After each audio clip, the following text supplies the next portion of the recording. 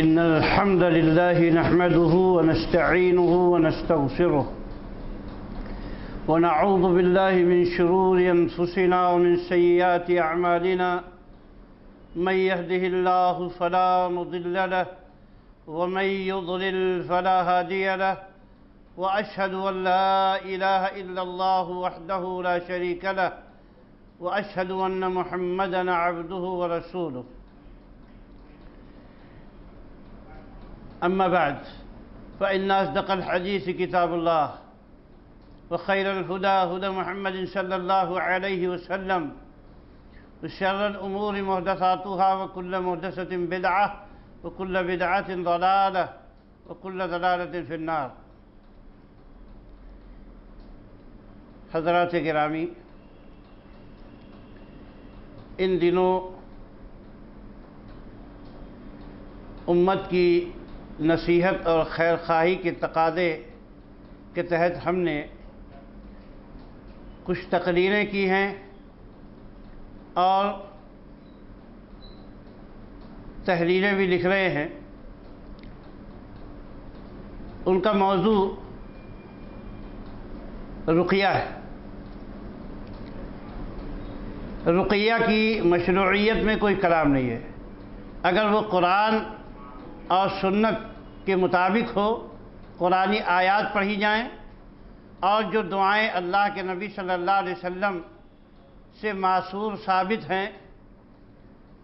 تو ان سے رقیہ کرنے میں کوئی قباحت نہیں ہے، بلکہ رقیہ کرنا اپنے طور پر رقیہ کرنا عبادت ہے، بہت اہم ہے۔ یہ باتیں ہم نے مختلف مقامات پہ بار بار کہی ہیں اور ہر عالم اس پہ متفق ہے، کسی کا کوئی اختلاف نہیں ہے کہ اپنا رقیہ خود کرنا مشروع ہے، ایک اہم عبادت ہے اور اللہ کے نبی صلی اللہ علیہ وسلم سے ثابت ہے۔ دوسری بات کہ کسی مومن صالح سے رقیہ کرانا تو یہ بھی اللہ کے نبی صلی اللہ علیہ وسلم اور صحابہ کرام اور ائمہ دین سے ثابت ہے، اس کے جواز میں بھی کلام نہیں ہے۔ اس لیے ہم اس پر زیادہ گفتگو نہیں کریں گے۔ ان امور کی وضاحتیں بار بار کی جا چکی ہیں۔ اصل مسئلہ یہ ہے جو آج کل بہت بڑے فتنے کا باعث بنا ہوا ہے اور امت میں بہت سی مشکلات پیدا کر رہا ہے، وہ یہ ہے کہ کیا کوئی شخص اپنے آپ کو رقیہ کے لیے فارغ کر کے بیٹھ سکتا ہے اور اس کا پیشہ اختیار کر سکتا ہے، یا کوئی رقیہ کے لیے کلینک یا رقیہ سینٹر کھول کے بیٹھ سکتا ہے۔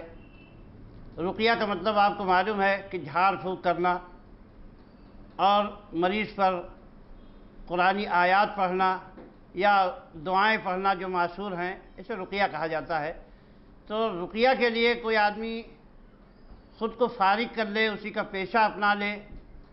اس کے سلسلے میں ہم نے گفتگو کی ہے اور ہمارے بعض بھائیوں کی طرف سے اس کا رد عمل آیا ہے۔ حقیقت یہ ہے کہ اگر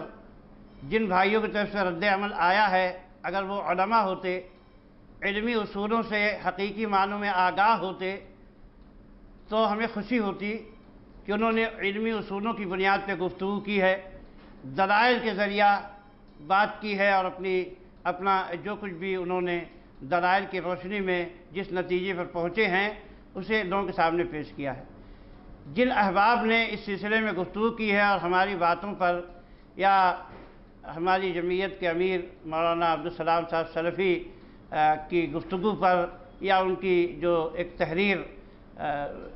ورکشاپ کے ذریعہ مختصر منظر عام پر آئی ہے، اس کی روشنی میں جو باتیں کہی ہیں لوگوں نے یا تنقید یا اعتراض کے طور پہ جو باتیں پیش کی ہیں، حقیقت یہ ہے کہ اس پہ علمی کوئی چھاپ نہیں ہے اور جن لوگوں نے گفتگو کی ہے پتہ چلتا ہے کہ ان کا علمی اصولوں سے کوئی واسطہ نہیں ہے۔ زیادہ ہو سکتا ہے کہ ان میں سے کچھ لوگ مدرسے سے فارغ ہوں، لیکن علمی تعامل سے دور رہنے کی وجہ سے علمی اصولوں کے سلسلے میں ایسا محسوس ہوا کہ ان کو کچھ زیادہ لگاؤ نہیں ہے۔ بعض لوگوں نے یہ کہا کہ یہ ان لوگوں کے تفردات ہیں، بعض لوگوں نے یہ حوالے دیے کہ بھائی مدرسے بنائے جاتے ہیں، اسکول بنائے جاتے ہیں، کالج بنائے جاتے ہیں، ہاسٹل بنائے جاتے ہیں، یا جمعیت بنا کے بیٹھے ہوئے ہیں، تو اس کی دلیل کہاں ہے؟ تو اگر رقیہ سینٹر بنانا درست نہیں ہے تو یہ سب بھی بنانا درست نہیں ہے۔ اس طرح کی باتیں کرنے سے ان کے مبلغ علم کا اندازہ ہوتا ہے۔ حقیقت یہ ہے کہ اصول فقہ میں جو بدعت کی تعریف کی گئی ہے اس میں ایک اہم بات یہ بتائی جاتی ہے کہ بدعت امور تعبدیہ میں ہوتی ہے،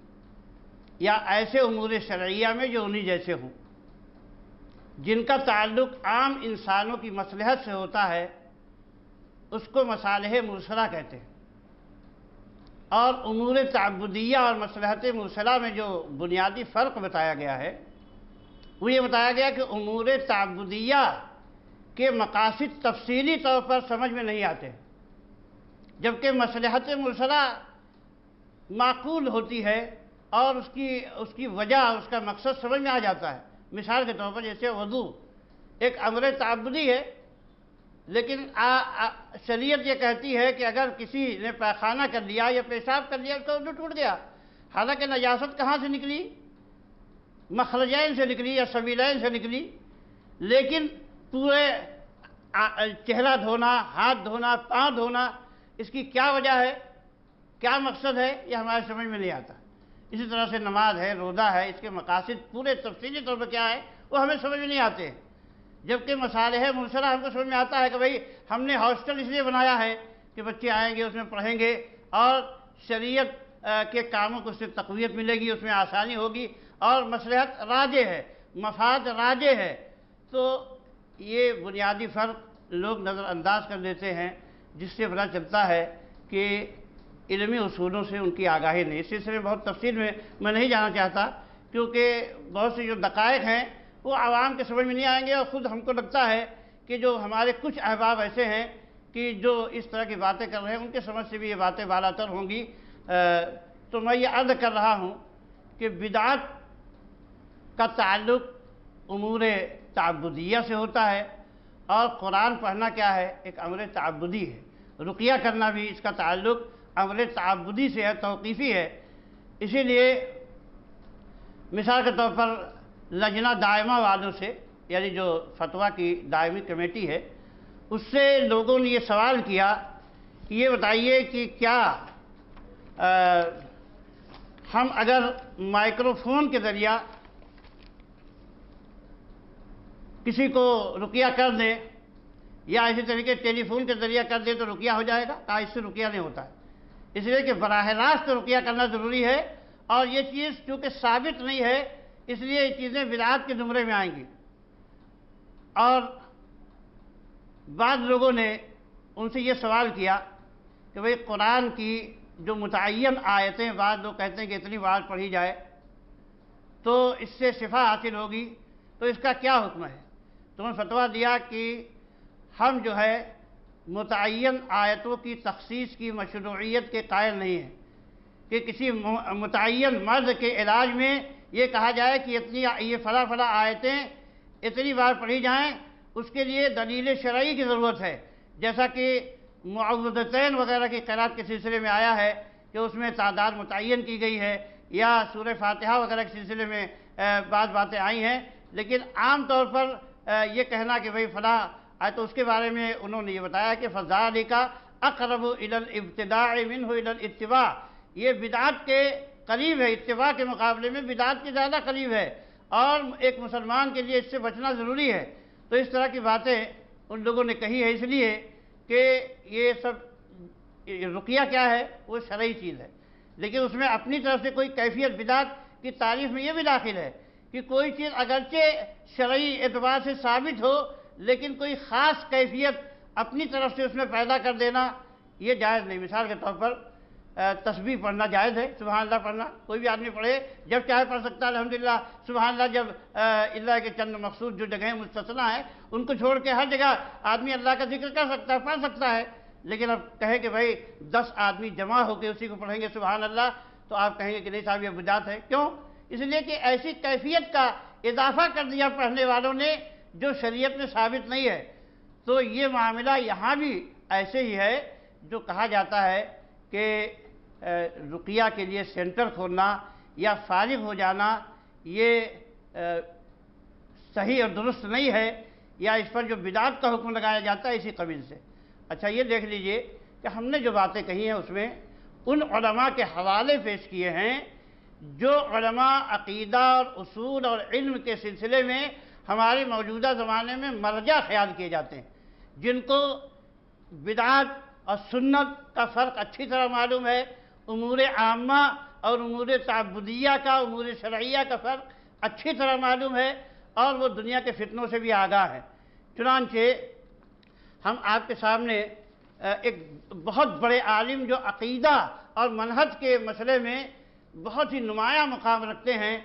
اور سعودی عرب کے ہیئت کبار علماء میں بھی وہ شامل رہے ہیں، یعنی شیخ صالح الفوزان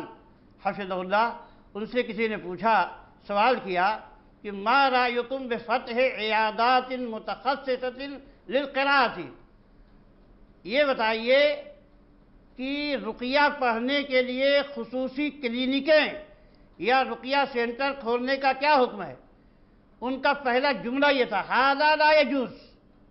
یہ جائز نہیں ہے، لأنہ یفتح باب فتنۃ، اس لیے کہ اس سے فتنے کا دروازہ کھل جاتا ہے، ویفتح باب احتیال للمحتالین، اور ہیلہ سازوں کے لیے ہیلہ سازی کا دروازہ کھل جاتا ہے، وما کان ھذا من عمل السلف، یہ سلف کے عمل میں داخل نہیں تھا، انہم یفتحون دورا اور یفتحون محلات للقراء، کہ انہوں نے قرات کے لیے، رقیہ کے لیے مقامات بنائے ہوں، دکانیں کھولی ہوں، یا کوئی گھر خاص کیے ہوں، والتوسع فی ھذا یحدث شرا، اور اس باب میں توسع اختیار کرنا شر پیدا کرے گا، ویدخل فیہ من لا یحسن، اور اس میں ایسے لوگوں کو داخل کر دے گا جو اس کام کو نہیں کر سکتے ہیں، لأن الناس یجرون وراء الطمع، کیونکہ لوگ لالچ کے پیچھے بھاگتے ہیں، ویحبون ان یجلبوا الناس الیہم، اور لوگوں کو اپنی طرف کھینچنا چاہتے ہیں، ولو بعمل اشیاء محرمۃ، گو ان کو حرام چیزوں ہی کا استعمال کرنا پڑے تو بھی انہیں کوئی فرق نہیں پڑتا ہے، ومن یامن الناس، اور لوگوں کے سلسلے میں امن میں کون ہے، کون معمون سمجھتا ہے، ولا یقال، اور یہ نہیں کہا جا سکتا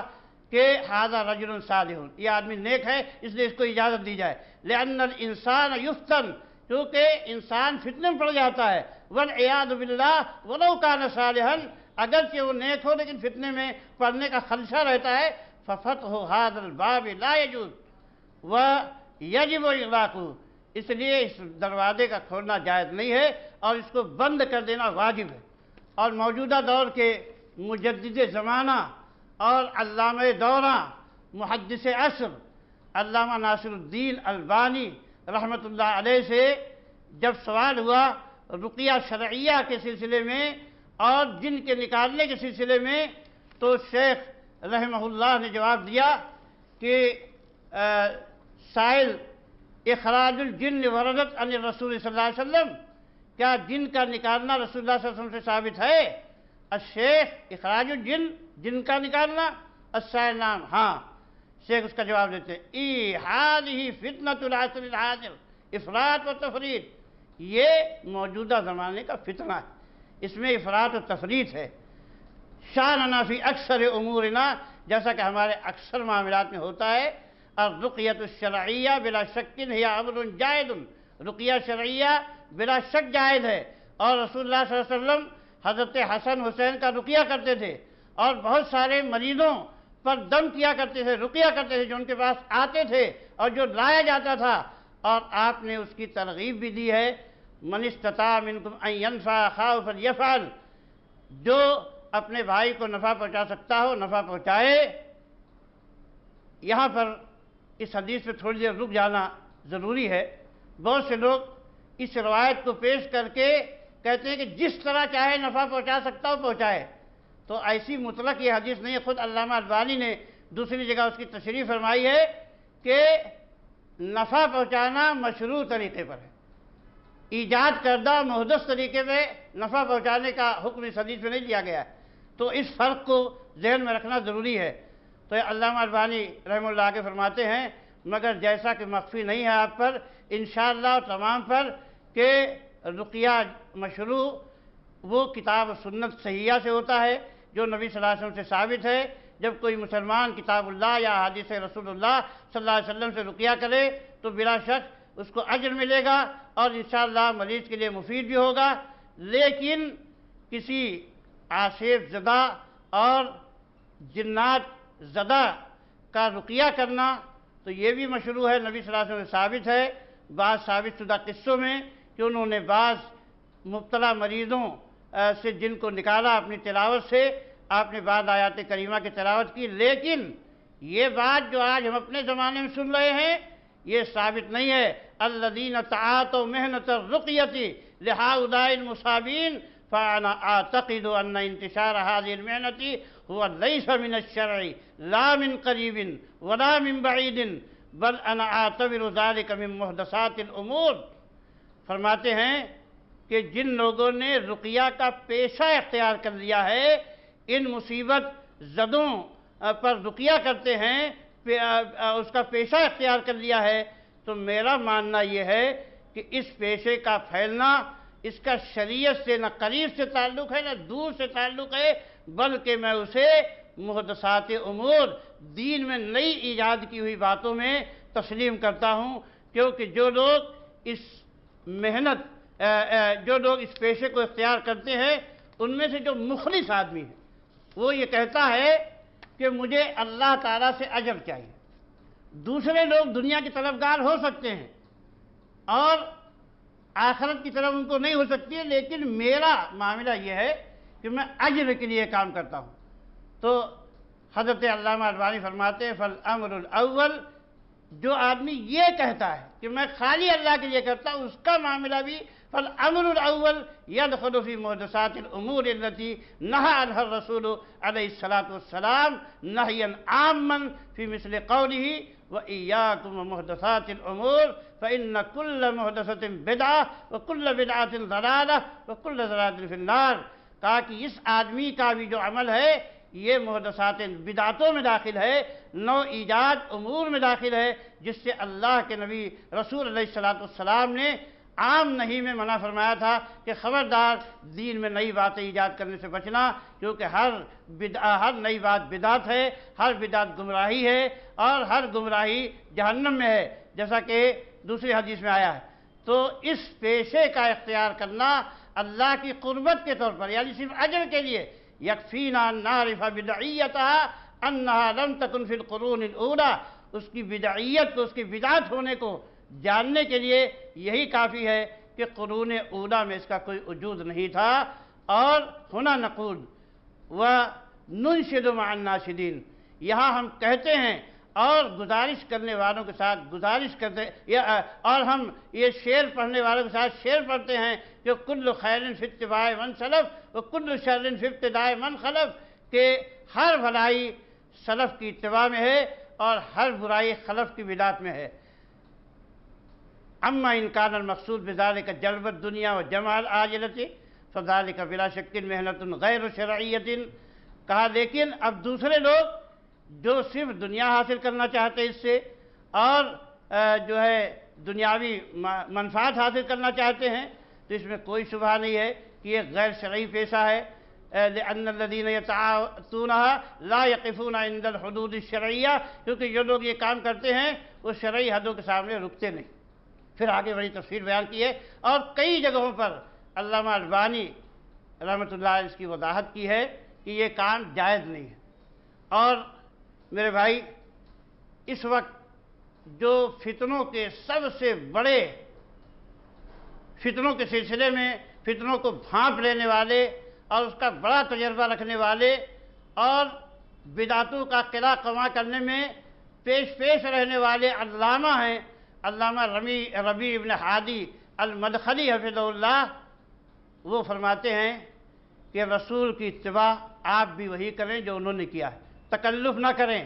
اللہ عز و جل کے ساتھ اخلاص رکھیں، اللہ عز و جل سے دعا کریں، اللہ عز و جل آپ کو نفع دے گا۔ بہتر طریقہ محمد صلی اللہ علیہ وسلم کا طریقہ ہے، رقیہ کے سلسلے میں بھی ان کا طریقہ موجود ہے۔ توسع نہ اختیار کیجئے، عقیدہ، علم، عمل، ہر چیز میں حضرت علیہ الصلاۃ والسلام کا طریقہ ہی اپنائیے، یہاں تک کہ رقیہ میں بھی انہی کی راہ چلیے، ایسی کسی چیز کا تکلف نہ کیجیے جو رسول علیہ الصلاۃ والسلام نے نہ کی ہو۔ اور ایک اور مقالے میں جو رقیہ اور رقات کے متعلق سوال و جواب کا مجموعہ ہے، ایک جگہ فرماتے ہیں رہے وہ لوگ جو رقیہ ہی کے لیے خاص ہو رہتے ہیں اور اسی میدان میں خود کو مشہور کرتے ہیں، بلکہ بعض لوگ تو اخباروں میں بھی اپنا اشتہار دیتے ہیں، کچھ لوگ سینٹر کھول کر بیٹھ رہتے ہیں، یہ سب فریبی اور چال باز لوگ ہیں۔ واللہ جو رقیہ کے لیے اپنا تقرب کر لیتا ہے وہ متہم ہے، وہ اپنے دین میں متہم ہے۔ آخر کس چیز نے اسے اس بات پر آمادہ کیا ہے؟ میرے بھائی، آپ بھی جملہ مسلمانوں میں سے ایک فرد ہیں، کون سی خصوصیت آپ کے اندر آ گئی ہے؟ اس امت میں بہت سے لوگ آپ سے زیادہ متقی، آپ سے افضل اور آپ سے زیادہ علم رکھنے والے ہیں، آپ کو یہ خصوصیت کیسے حاصل ہو گئی؟ پھر آپ رقیہ شرعی پر بھی سے اکتفا نہیں کرتے بلکہ نئی نئی چیزوں کی ایجاد میں لگ جاتے ہیں۔ اللہ سب کو نیک توفیق دے۔ آگے ایک جگہ کہتے ہیں کہ بہت سے لوگوں نے خود کو رقیہ جھاڑ پھونک اسپیشلسٹ بنا لیا ہے، وہ لوگ خود کو اس کام کے لیے مخصوص متعین کر کے اپنے متعلق اعلان کرتے ہیں اور ان کے متعلق شہرت دی جاتی ہے کہ صاحب ماشاءاللہ راقی ہیں، یہ شعبدہ بازی، دجل و فریب اور عیاری کے کاموں میں سے ہے اور لوگوں کا مال باطل کے ساتھ کھانے کے زمرے میں آتا ہے۔ ایسے افراد لوگوں کے لیے کچھ مفید نہیں ہوتے، ان کا اعتماد زیادہ تر ہیلوں پر ہوتا ہے، یہ کھوکھلا اسلوب ہے۔ پھر آگے فرماتے ہیں کوئی بھی مسلم مخلص ہو، صادق ہو، نیکی اور تقوی سے موصوف ہو، رقیہ کر دے، مگر خود کو رقیہ اسپیشلسٹ نہ بنائے، لوگوں میں یہ اعلان نہ کرے کہ وہ راقی دم جھاڑ کرنے والا ہے اور اس کے پاس دور اور نزدیک سے آنے والے مردوں اور عورتوں کا جمگھٹا لگا رہے، یہ ہرگز مشروع نہیں ہے۔ رسول نے اس طرح اپنا تقرر نہیں کیا تھا، وہ بھی اپنا رقیہ کرتے تھے اور ضرورت پڑنے پر دوسروں کا بھی، مگر آدمی خود کو اس کام کے لیے مخصوص کر لے اور منصب افتاء کی طرح منصب رقیہ پر فائد ہو جائے تو یہ سراسر غلط ہے، بالخصوص جبکہ وہ اس طرح کے اسلوبوں کا سہارا لیتا ہو جن سے سوء قصد و ارادہ اور حماقت کا پتہ چلتا ہے۔ میرے بھائیوں، اس میں بہت سارے فتنے ہیں اور چونکہ مختصر باتیں لوگوں کے سامنے پیش کرنی ہیں، انشاءاللہ کسی موقع پہ ہم بہت تفصیل سے اس پہ اللہ کی نے توفیق دی تو گفتگو کرنے والے ہیں، اور اس موضوع میں جو بھی باتیں جائز و ناجائز ہیں علماء کرام حفظہم اللہ یا رحمہم اللہ کی جو تفصیلات ہے اس کی روشنی میں گفتگو کریں گے۔ اور اس کے لیے ہم نے الجماع جو پرچہ ہمارے ہاں سے صوبائی جمعیت اہل حدیث ممبئی سے نکلتا ہے، اس میں ایک قسط ہم نے امت میں جو فتنے ہیں ان فتنوں کے حوالے سے رقیہ پر بھی لکھا ہے، اور دوسری قسط میں ہم نے مزید تفصیلات پیش کی ہیں اور وہ اسباب علماء کے حوالے سے گنائے ہیں کہ جن کی وجہ سے رقیہ کے لیے رقیہ سینٹر کھولنا یا اپنے آپ کو رقیہ کے پیشے سے وابستہ کر لینا درست نہیں ہے۔ اس میں متعددوں اسباب گنائے گئے ہیں، وہ انشاءاللہ بیان کریں گے۔ ایک سبب میں آپ کو بتا دوں کہ اس میں عام طور پہ کیا ہے، رقیہ کرنے والے جو علم سے ناآگاہ ہوتے ہیں، علمی اصولوں سے ناآگاہ ہوتے ہیں، وہ بڑے بڑے دعوے کرتے ہیں۔ اس کی ایک مثال میں دے رہا ہوں کہ ایک لڑکی قریب ہی میں مہاراشٹر کے علاقے میں اس کو بیماری ہوئی اور وہ اچانک بے ہوش ہو کے گر پڑی، تو ڈاکٹروں کے پاس اس کو لے جایا گیا، بڑی اس کی چیکنگ ووکنگ جو کرائی گئی اس میں پتہ چلا کہ اس کو بلڈ کینسر ہے ایک خاص قسم کا، اور پہلے اسٹیج میں ہے، اس کا علاج ہو سکتا ہے، ممکن ہے، لیکن فلاں جگہ جانا پڑے گا۔ اب اس لڑکی کے باپ کو ایک راقی صاحب مل گئے، رقیہ کرنے والے جو پیشہ ور راقی ہیں، انہوں نے یہ فرمایا کہ یہ تو میڈیکل سائنس کہتی ہے لیکن نبوی سائنس یہ کہتی ہے کہ نہیں صاحب، اس کو بلڈ کینسر نہیں بلکہ جادو ہے، اور اس کے لیے انہوں نے دلیل پیش کی۔ آپ دیکھیے کیسے لوگ حدیثوں کو توڑ مروڑ کر پیش کرتے ہیں۔ کہا کہ حدیث میں آیا کہ ان الشیطان یجری من الانسان مجرى الدم، کہ حدیث میں آیا کہ شیطان انسان کی خون کی رگوں میں دوڑتا ہے، تو اس میں کوئی بعید بات نہیں ہے کہ جادو کے ذریعہ شیطان اس کے رگ میں داخل ہو گیا، اور ڈاکٹر یہ بتا رہے ہیں لیکن اس کا علاج رقیہ سے ہو جائے گا، آپ فکر مت کیجئے۔ اور باپ نے وہ علاج چھوڑ دیا، ٹھیک ہے جو کچھ بھی ہوتا ہے اللہ تعالیٰ کی تقدیر سے ہوتا ہے، لیکن ایسے لوگ مجرم ہیں، کیونکہ وہ جائز سبب سے لوگوں کو روک دیتے ہیں، تو اس نے رقیہ کے سلسلے میں اس کو مجبور کر دیا اپنی باتوں کی وجہ سے، اپنی چکنی چپڑی باتوں کی وجہ سے۔ نتیجہ ہوا کہ 10 دن کے بعد وہ لڑکی اس دنیا سے رخصت ہو گئی۔ اسی طرح سے کئی واقعات میرے سامنے ایسے آئے جو میڈیکل سائنس کا معاملہ تھے، اور ان کو لوگ مختلف راقیوں کے پاس لے گئے، انہوں نے ان کو مارا پیٹا بھی۔ یہ ظالم مارتے پیٹتے بھی ہیں اور بھی مختلف قسم کے فسادات کا ارتکاب کرتے ہیں۔ تو میں نے ان لوگوں سے کہا کہ دیکھو، ڈاکٹر کے پاس لے جاؤ اور اس کا علاج کراؤ۔ کچھ کو ان میں سے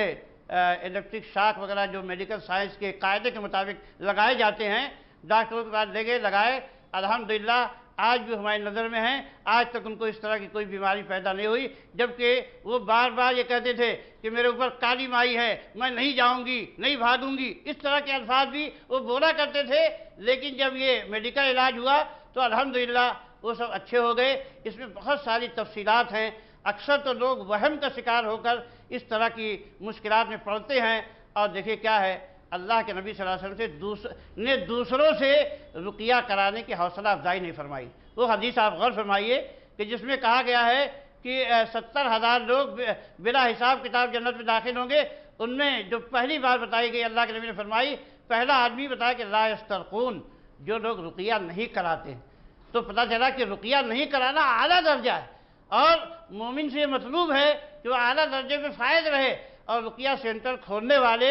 لوگوں کو اس بات کی دعوت دیتے ہیں کہ نہیں صاحب، آئیے آپ لوگ کثرت سے رقیہ کرائیے۔ اور اس رقیہ کی وجہ سے لوگ یہ سمجھتے ہیں کہ جب تک ہم رقیہ سینٹر میں نہیں جائیں گے اور فلاں صاحب سے رقیہ نہیں کرائیں گے تب تک ہم اچھے نہیں ہو سکتے ہیں۔ یہاں پر قرآن کی آیات سے زیادہ رقیہ کرنے والے کی اہمیت بڑھ جاتی ہے، ان کے ساتھ لوگ اپنا عقیدہ جوڑ لیتے ہیں، تو اور بھی بہت سارے فتنے ہیں جو پیدا ہوتے ہیں۔ ہم لوگوں نے جو باتیں کہی ہیں وہ بہت سارے فتنوں کو مد نظر رکھتے ہوئے کہی ہیں۔ دیکھیے کیا ہے، بہت سی باتیں جو ہوتی ہیں جن کو اجمالی طور پر ذکر کرنا بہتر ہوتا ہے، ان کی تفصیل بیان کرنا بہت بہتر نہیں ہوتا، تو فتنوں کی تفصیل ہم نے نہیں بیان کی۔ لیکن بہت سے فتنے ہمارے نظر میں ہیں جو بہت خطرناک ہے۔ اس سے بھی ہمیں انکار نہیں ہو سکتا ہے کہ کچھ لوگ اچھے بھی اس میں نیک صالح ہوں، اچھی نیت سے کرتے ہوں، لیکن اکثریت فتنے کا شکار ہے، اور اس کی آڑ میں زیادہ تر مفاسد پیدا ہو رہے ہیں، بگاڑ پیدا ہو رہا ہے۔ اچھائی کے مقابلے میں، نفع کے مقابلے میں اس کا نقصان زیادہ ہے، اس لیے وہ چیزیں درست نہیں ہیں۔ اور جہاں تک بعض لوگ یہ دعویٰ کرتے ہیں کہ مجھ سے فلاں اچھا ہو گیا اور فلاں اچھا ہو گیا اور میں نے اس کو کر دیا، یہ ان کے لیے بھی فتنہ ہے۔ ایسے علامہ ابن تیمیہ رحمۃ اللہ فرماتے ہیں، میں ایسے لوگوں کو جانتا ہوں کہ جو جب چلتے ہیں تو درخت اور پتھر ان سے کہتے ہیں کہ اے ولی اللہ آپ کو مبارک ہو، بولتے ہیں پتھر ان کے سامنے، اور ان کو درخت مخاطب کر کے کہتے ہیں کہ اے علی ہنیئا لکا یا ولی اللہ ہنیئا لکا، اے اللہ کے ولی آپ کو مبارک ہو۔ تو جب وہ آیت الکرسی پڑھتے ہیں تو وہ کیفیت ختم ہو جاتی ہے۔ اسی طرح کہتے ہیں کہ ان لوگوں کو میں جانتا ہوں جن سے پرندے مخاطب ہو کر کہتے ہیں کہ آپ میرا شکار کر لیجئے، آپ شکار کریں گے تو غریب مجھے کھائیں گے۔ تو ایسے بھی لوگ ہیں جن کو جانتا ہوں۔ اور فرمایا کہ نباتات، پودوں کے اندر سے آواز آتی ہے کہ میں فلاں مرد کے لیے کاریگر ہوں، کارگر ہوں اور میرا استعمال کیا جائے، تو نباتات میں سے آواز آتی ہے۔ حقیقت یہ ہے کہ اس کے اندر شیطان بیٹھے ہوتے ہیں جو بولتے ہیں، تو شیطان ان لوگوں کی بھی عقلوں سے کھیلتے ہیں۔ اور جیسا کہ بعض روایتوں سے بھی ثابت ہے حضرت عبداللہ ابن مسعود وغیرہ کی، کہ شیاطین جو لوگ یہ کام کرتے ہیں ان کی مدد بھی کرتے ہیں، یعنی لوگوں کا اعتقاد ان پر جمانے کے لیے بعض لوگوں پہ زبردستی سوار ہوتے ہیں اور ایسی رہنمائی کرتے ہیں کہ انہی کے پاس جائے، اور جانے کے بعد وہاں اچھے ہو جاتے ہیں۔ جیسے کہ عبداللہ ابن مسعود رضی اللہ عنہ کی بیوی نے کہا کہ میں فلاں یہودی کے پاس جاتی تھی اور وہ میرا رقیہ کرتا تو میں اچھی ہو جاتی تھی، تو کہا کہ وہ